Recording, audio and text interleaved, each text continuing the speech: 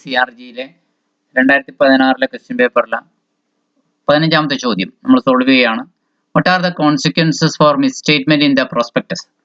അതായത് പ്രോസ്പെക്ടസിൽ മിസ്സ്റ്റേറ്റ്മെന്റ് തെറ്റായ പ്രസ്താവന വന്നാൽ എന്താണ് അതിന്റെ അനന്തരഫലം? കോൺസിക്വൻസസ് ചിലപ്പോൾ മിസ്ലീഡിംഗ് ആയ പ്രസ്താവനകൾ, അല്ലെങ്കിൽ തെറ്റായ അല്ലെങ്കിൽ കൃത്യതയില്ലാത്ത പ്രസ്താവനകൾ, ഇനാക്യുറേറ്റ് ആയിട്ടുള്ള സ്റ്റേറ്റ്മെന്റുകൾ വരുവാണെങ്കിൽ എന്തൊക്കെ കോൺസിക്വൻസസ് ഉണ്ടെന്ന് ആദ്യം നോക്കാം. If A form statement in A prospectus is misleading, അതായത് പ്രോസ്പെക്ടസിലുള്ള ഒരു ഫോം അല്ലെങ്കിൽ സ്റ്റേറ്റ്മെന്റ് അത് തെറ്റിദ്ധാരണാജനകമാണ് എങ്കിൽ, അല്ലെങ്കിൽ കൃത്യതയില്ലാത്തതാണ്, ഇനാക്യുറേറ്റ് ആണെങ്കിൽ അനന്തരഫലങ്ങൾ ചിലപ്പോൾ സിവിയർ ആയിരിക്കാം.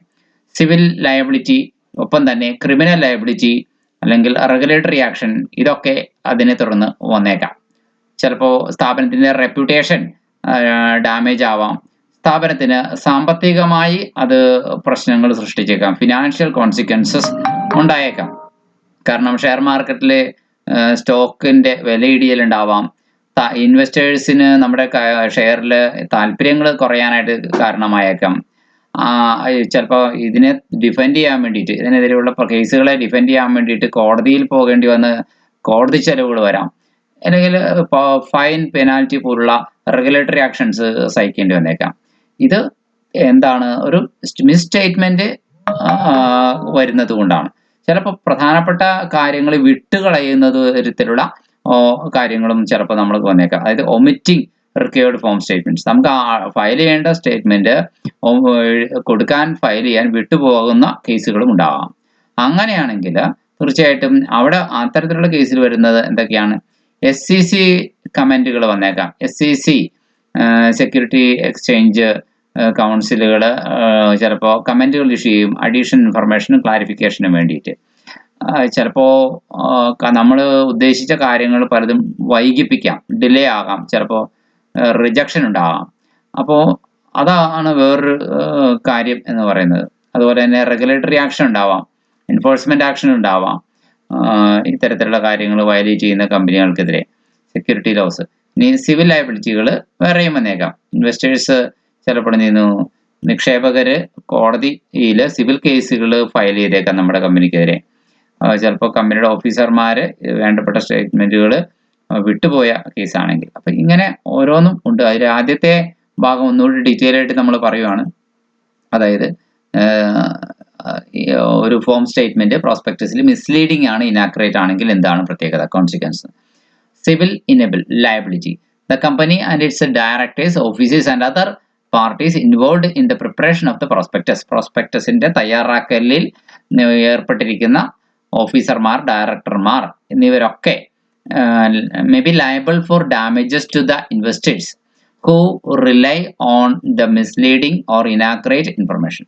ഈ മിസ്ലീഡിംഗ് ആയ, ഇനാക്യുറേറ്റ് ആയ, കൃത്യതയില്ലാത്ത ഇൻഫർമേഷനെ ആശ്രയിച്ച് പല കാര്യങ്ങളും ചെയ്തിട്ടുള്ള നിക്ഷേപകര് തീർച്ചയായിട്ടും അവർ നഷ്ടപരിഹാരം ചോദിച്ചു കഴിഞ്ഞാൽ അത് അവർക്ക് നഷ്ടപരിഹാരം കൊടുക്കേണ്ടി വരുന്ന ബാധ്യത ഇവരുടെയൊക്കെ തലയിൽ വരാൻ സാധ്യതയുണ്ട്.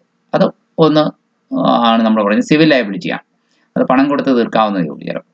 പക്ഷേ ക്രിമിനൽ ലയബിലിറ്റിയും ചില കേസുകളിൽ വന്നേക്കാം. മിസ്ലീഡിംഗ് ആയ, ഇനാക്യുറേറ്റ് ആയ കാര്യങ്ങൾ പ്രോസ്പെക്ടസിൽ നൽകുകയാണെങ്കിൽ ക്യാൻ ലീഡ് ടു ക്രിമിനൽ ചാർജസിലേക്ക് ലീഡ് ചെയ്യാം. അതായത് സെക്യൂരിറ്റീസ് ഫ്രോഡ് എന്ന് പറയുന്ന, അതായത് സെക്യൂരിറ്റീസ് ഫ്രോഡ് എന്ന് പറഞ്ഞു കഴിഞ്ഞാൽ ഷെയർ മാർക്കറ്റുമായി ബന്ധപ്പെട്ട വഞ്ചനാത്മകമായ പ്രവർത്തനം എന്ന പേരിൽ ക്രിമിനൽ ലയബിലിറ്റിക്ക് എപ്പോഴും അത് തടവ് ശിക്ഷ വരെ വിധിക്കാവുന്നതാണ്. ഇനി റെഗുലേറ്ററി ആക്ഷൻ എന്ന് പറഞ്ഞു കഴിഞ്ഞാൽ, അതായത് സെക്യൂരിറ്റീസ് എക്സ്ചേഞ്ച് കമ്മീഷൻ എന്ന് പറയുന്ന കമ്മീഷൻ, അത്തരത്തിലുള്ള കമ്മീഷനുകൾ അല്ലെങ്കിൽ സെക്യൂരിറ്റി എക്സ്ചേഞ്ച് ബോർഡ് ഒക്കെ എന്ത് ചെയ്യാന്നു, അവരുടെ നിയന്ത്രണ നടപടികൾ വരാവുന്നതാണ്. എൻഫോഴ്സ്മെന്റ് ആക്ഷൻ ഉണ്ടാവാം കമ്പനിക്കെതിരെ, അല്ലെങ്കിൽ കമ്പനിയുടെ ഓഫീസർമാർക്കെതിരെ ഫൈനുകൾ, പെനാൽറ്റികൾ ചുമത്തപ്പെടാം, അല്ലെങ്കിൽ മറ്റ് വിലക്കുകൾ അവർക്കെതിരെ വരാം. സാങ്ഷൻസ് എന്ന് വെച്ചാൽ വിലക്കുകളാണ്, അത് വരാം. കമ്പനിയുടെ റെപ്യൂട്ടേഷൻ അത് ബാധിക്കും. അതായത് misleading or inaccurate form statements can damage the company's reputation and erode investors' confidence. കമ്പനിയുടെ ഇമേജിനെ ബാധിക്കുമ്പോൾ സ്വാഭാവികമായിട്ടും നിക്ഷേപകർക്ക് നമ്മുടെ കമ്പനിയിലുള്ള വിശ്വാസം നഷ്ടപ്പെടും എന്നുള്ളതാണ്. ഇനി ഫിനാൻഷ്യൽ കോൺസിക്വൻസ് പറയട്ടെ. Company may face financial consequences, കമ്പനിക്ക് സാമ്പത്തികമായ അനന്തരഫലങ്ങളും ഫേസ് ചെയ്തേക്കാം. ഇൻക്ലൂഡിങ് ഡിക്രീസ്ഡ് സ്റ്റോക്ക് പ്രൈസ്, വളരെ ഇടിഞ്ഞ സ്റ്റോക്ക് പ്രൈസ് ഉണ്ടാവാം, റെഡ്യൂസ്ഡ് ഇൻവെസ്റ്റർ ഇൻട്രസ്റ്റ്, അതായത് ഏറ്റവും നിക്ഷേപകരുടെ താല്പര്യങ്ങൾ വൻതോതിൽ നമ്മുടെ കമ്പനിയുമായി ബന്ധപ്പെട്ട് കുറയാനിടയാകും. അതൊക്കെ സാമ്പത്തികമായി കമ്പനിക്ക് നഷ്ടം ഉണ്ടാക്കുന്ന കാര്യങ്ങൾ. നിക്ഷേപകർ നമ്മുടെ കമ്പനിയുടെ ഷെയറുകളിൽ താല്പര്യമില്ലാണ്ട് എന്ന് കഴിഞ്ഞാൽ വിലയിടിച്ചൽ തന്നെയാണ്. And increased cost associated with defending against lawsuits എന്ന് വെച്ച് കഴിഞ്ഞാൽ കോടതി വ്യവഹാരത്തിന് പണം ചെലവാക്കി അഡ്വക്കേറ്റുമാർക്ക് എന്താണ് ഫീസ് കൊടുത്തുമൊക്കെ, അതുപോലെ തന്നെ നിയമ നടപടികൾക്ക് വിധേയമാവുമ്പോൾ റെഗുലേറ്ററി ആക്ഷൻ പറയുന്ന തരത്തിലുള്ള ഇത്തരം കാര്യങ്ങൾക്ക് ഇതൊക്കെ ഇത്തരത്തിലുള്ള കോൺസിക്വൻസസ് ഇതുമായി ബന്ധപ്പെട്ട് ഉണ്ടാവാം.